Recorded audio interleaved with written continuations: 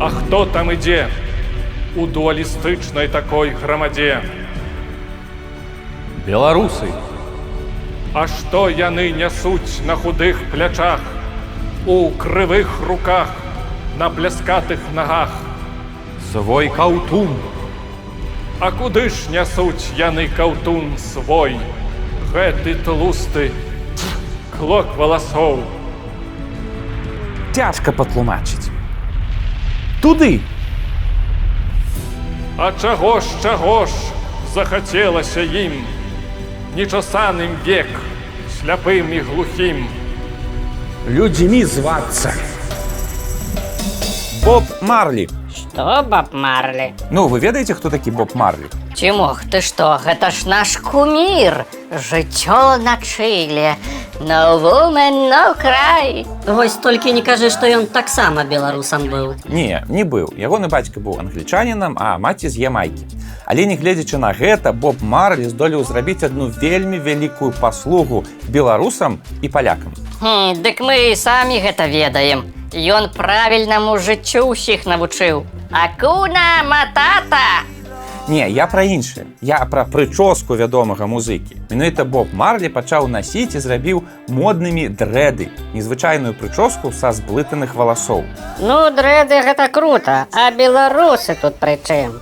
Справа ў тым, што да сярэдзіны 20-го стагоддзя зблытаныя і зліпшыеся ў скруткі валасы лічыліся вялікім праклёнам якраз земляў цэнтральнай і ўсходняй Еўропы.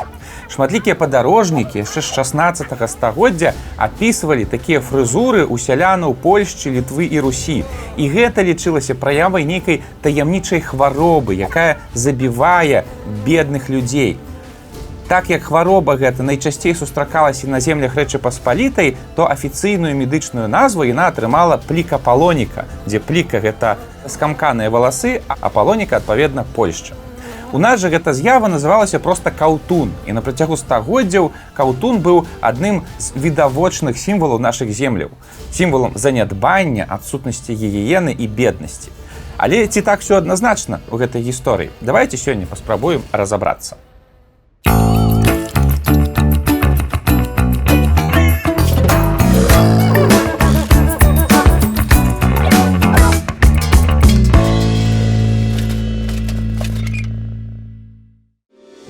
Каўтун выглядае як досыць непрыемная штука. Гэта пасма зблытаных нямытых валасоў, якія зліпаюцца ў камяк на галаве.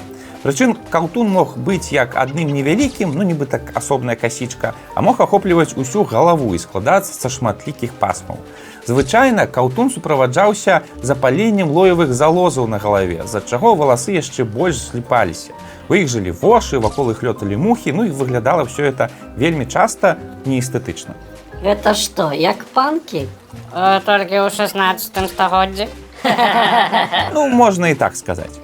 Першыя пісьмовыя ўзгадкі пра каўтуны адносяцца да 16 стагоддзя. Яны сустракаліся па ўсёй Еўропе, але калі ў заходняй і цэнтральнай Еўропе з каўтунамі лекары пачалі змагацца яшчэ ў сярэднявеччы і проста зразалі іх, то ў Рэчы Паспалітай каўтуны не чапалі. Па выніку, у навуцы гэта з'ява атрымала назву плікапалоніка, альбо яшчэ сармацкая зараза. Фу, а чаму не зразалі? Гэта ж гадасць нейкая. А вось гэта і ёсць галоўнае пытанне. Прырода каўтуна доўгі час заставалася вялікай таямніцай для ўсіх, бо неясна было, ці то каўтун гэта прычына хваробы, ці то яе наступства. Справа ў тым, што разам з каўтуном у людзей развіваліся самыя розныя захворванні ў целе. Гэта быў вельмі часта рэўматызм, страта зроку, ломка ў целе і самыя розныя псіхічныя захворванні. У той жа час бывалі сітуацыі, калі чалавек меў каўтун, а пры гэтым хадзіў сабе цалкам здаровы. Самы яркі прыклад тут дацкі кароль Крысціян IV, які меў на галаве каўтун у выглядзе касічкі збоку, заплятаў туды стужачкі і быў цалкам сабе здаровым.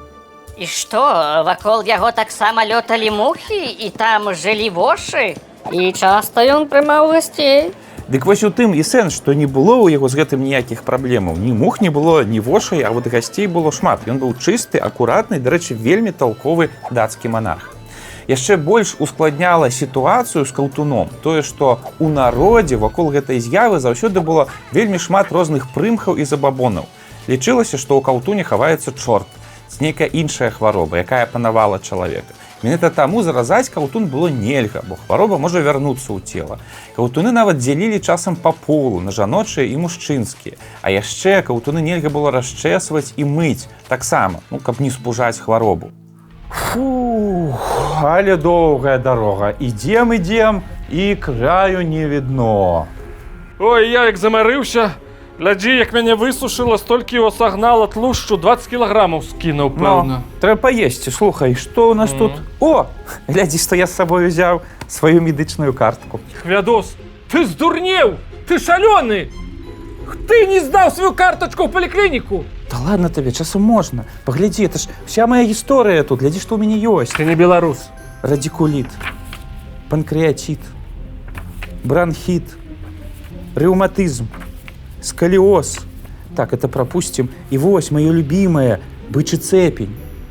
Хвядос, як ты жывеш з гэтым букетам хваробаў? Ты ўжо даўно павінен быў памерці. А вот як?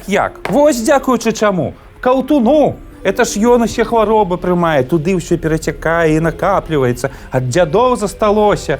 Эх, як выкінем, пачнем жа хварэць і папаміраем усе.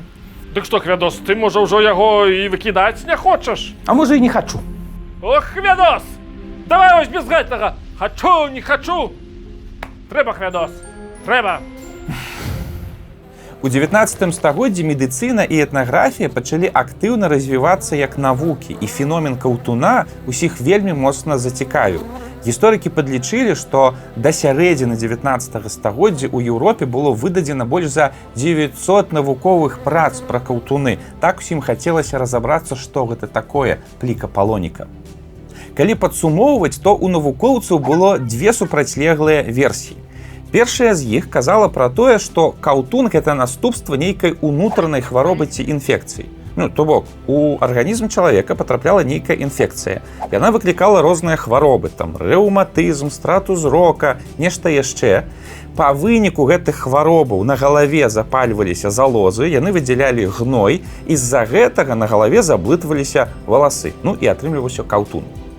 Іншая супрацьлеглая версія казала пра антыгігіенічныя умовы, у якіх жылі беларускія, польскія і літоўскія сяляне.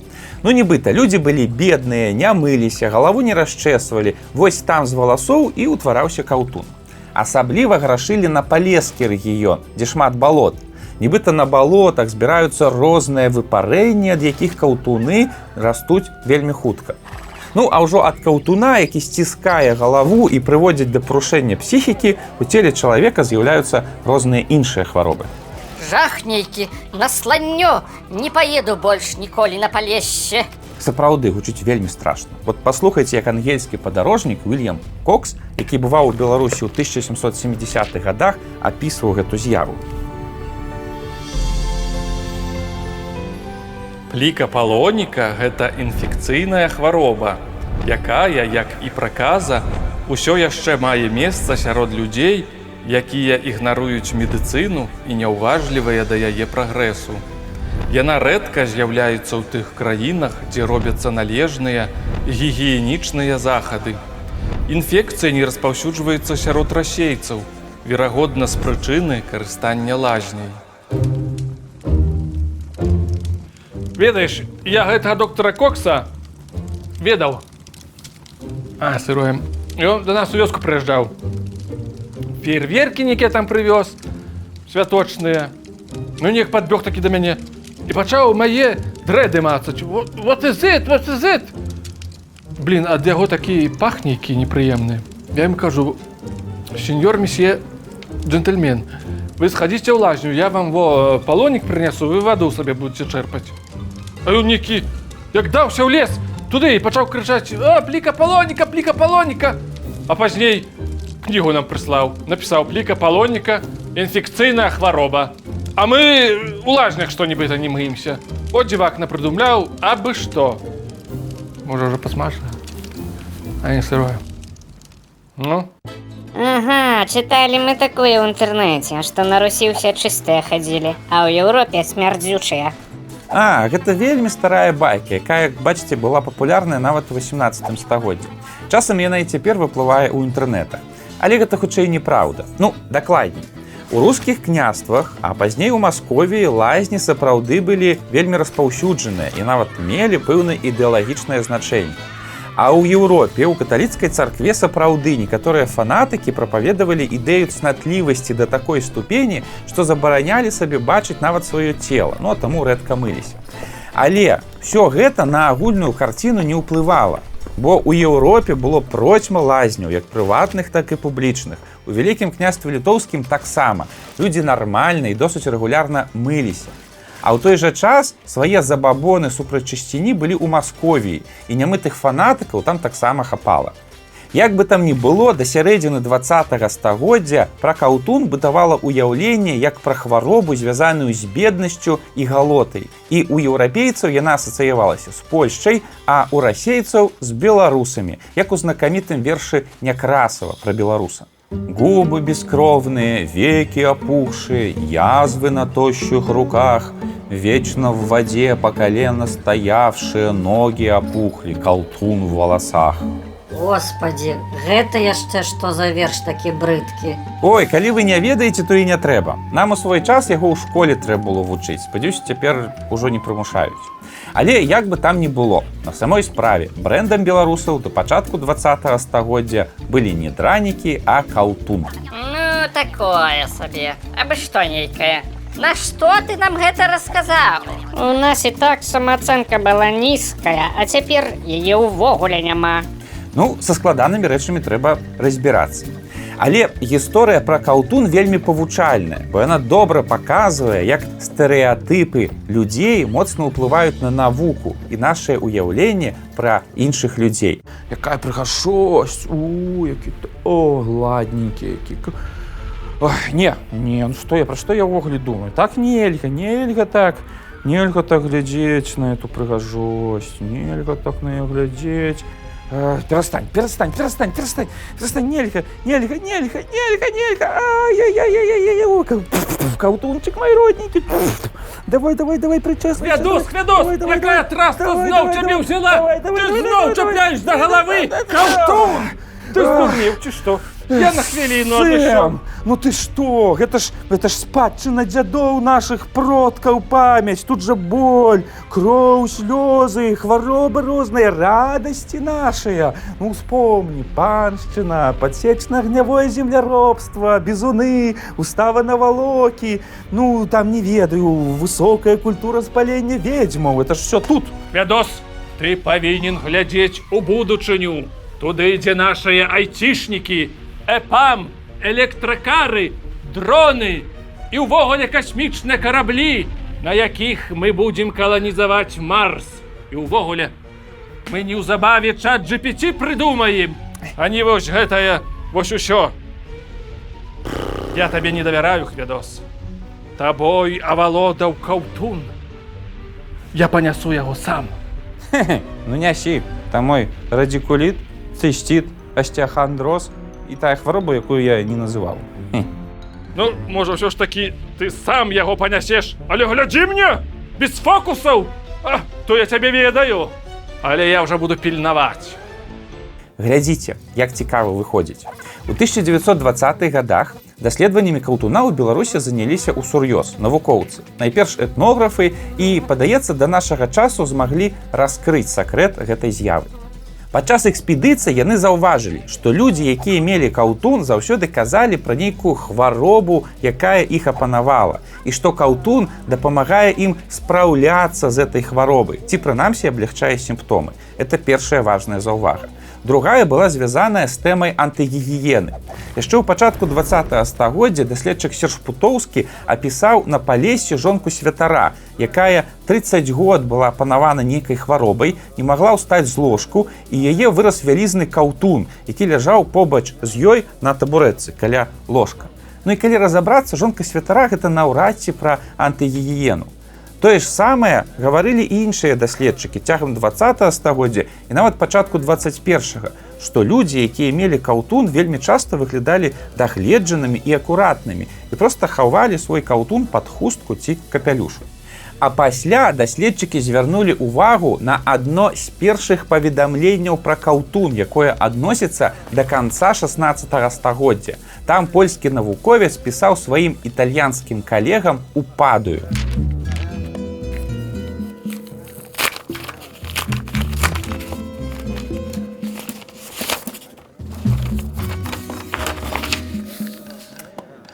Просты народ лечыцца запусканнем каўтуна, які пасля адцінання пазбаўляе хворага ад яго немачы.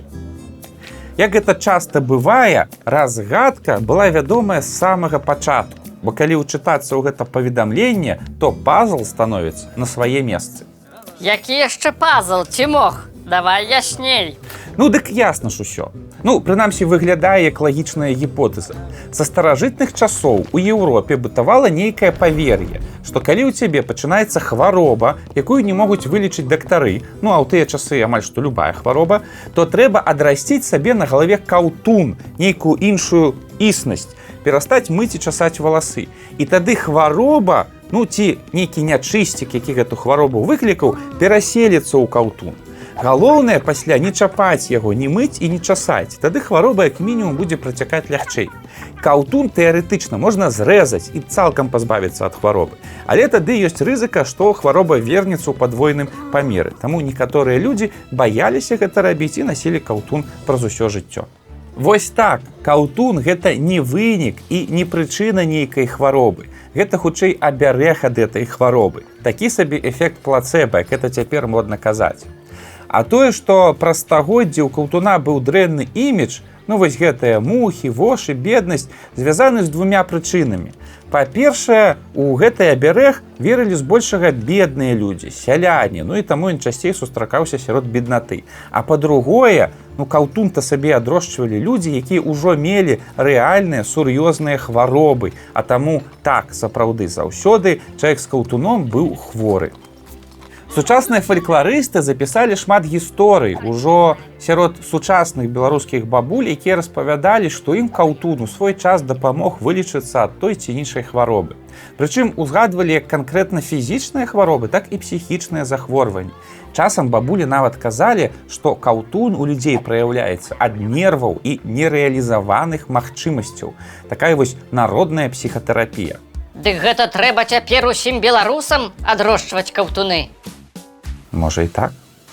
Ёсць, дарэчы, цікавыя ўзгадкі, якія адносяцца да пачатку 19 стагоддзя, што на Піншчыне і на Мазовіі сяляне вырошчвалі сабе каўтуны не ад хвароб, а па-вам дзеля прыгажосці. Як Боб Марлі? Так, як Боб Марлі, толькі за 150 год да Боба Марлі. Тут мы выходзім на хісткую глебу здагадак, але агулам заблытаныя пасмы валасоў былі праявай мужнасці ў старажытных германцаў, кельтаў, егіпцян і ацтэкаў. Таму цалкам сабе магчыма, што каўтун – гэта адгалосак вельмі старадаўніх і зусім не антыгігіенічных, а хутчэй ваяўнічых традыцый еўрапейскіх народаў. Зрэшты, паглядзіце самі. Вось фота палескага селяніна пачатку 20 стагоддзя. Вот што вы тут бачыце? Дрэды ці каўтун? Мне падаецца, што дзядзька на стылі і цалкам сабе сабой задаволены. А гэта і ёсць галоўнае. Эх, вядос, дайшлі ўрэшце! Дайшлі. Выкідай! Ага. Але слухай, Сэм, это ж памяць дзядоў, продкаў нашых спадчына. Гэта ўсё мы ўжо праходзілі, выкідаю. Праходзілі, выкідаю. Але ж паслухай, я выкіну, волоссем смярдзець будзе. Ой, у мяне ёсць затычкі недзе тут былі ў нос, альбо шкарпэткамі запхаем дзюркі ў ад прадзедаў спакон вякоў нам засталася спадчына. Выкідай! Выкіну. Выкінуў. Ну ўсё, пайшлі тады. Пайшлі. Ой, чакай. Что такое? Слухай, мы ж забылись, я абяцаў пярсцёнак все ўладзе выкінуць. Чакай. Пярсцёнка не выкідай, гэта ж чыстае выкідай. золата. Золатам не можна раскідвацца так, мы будучыні не пабудуем. Мы здамо яго ў ламбард. Толькі цяпер панясу яго я. А тут ты зноў пачнеш прадаваць, не прадаваць, мусоліць, соплі жаваць і так далей. Пайшлі ў будучыню. Пайшлі.